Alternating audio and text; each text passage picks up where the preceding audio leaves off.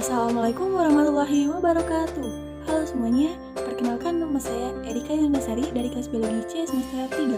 Di sini saya akan menjelaskan mengenai siklus hidup dari Ascomycetes dan Basidiomycetes. Yuk simak video berikut ini.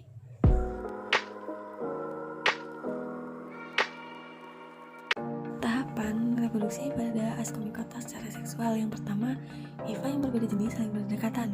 Yang kedua, kemudian pada Ascogonium tumbuh trikongkin sebagai penghubung antara Ascogonium dengan Antheridium. Nah, kemudian terjadi yang namanya proses plasmogami, yaitu proses perpindahan plasma dan inti Antheridium ke Ascogonium. Setelah itu, kumpulan hifa pada Ascogonium membentuk badan buah yang disebut dengan ascocarp. Nah, pada hifa yang ada di ujung tubuh buah ini membentuk askus dengan dua inti yang haploid. Kemudian di dalam askus terjadi proses karyogami yang menghasilkan inti diploid. Kemudian inti tersebut membelah secara meiosis dan menghasilkan 4 inti haploid. Nah, setiap inti haploid ini membelah lagi secara mitosis sehingga setiap askusnya mengandung 8 inti haploid. Kemudian di wing cell terbentuk sekitar 8 inti dan membentuk askospora. Nah, askospora yang telah masak akan tersebar dari askus yang pecah. Nah, askospora yang jatuh di tempat yang sesuai akan berkecambah atau mengalami germinasi yang menghasilkan hifa haploid yang baru.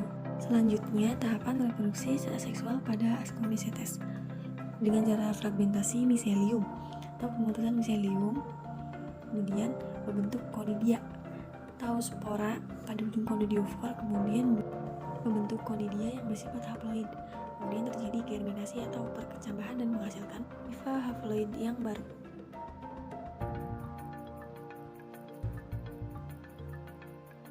Tahapan reproduksi seksual pada Basidiomycetes.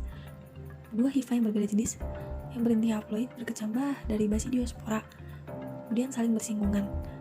Setelah itu terjadi plasmogami di antara kedua hifa tersebut sehingga inti salah satu hifanya berpindah ke hifa lainnya membentuk hifa yang diploid.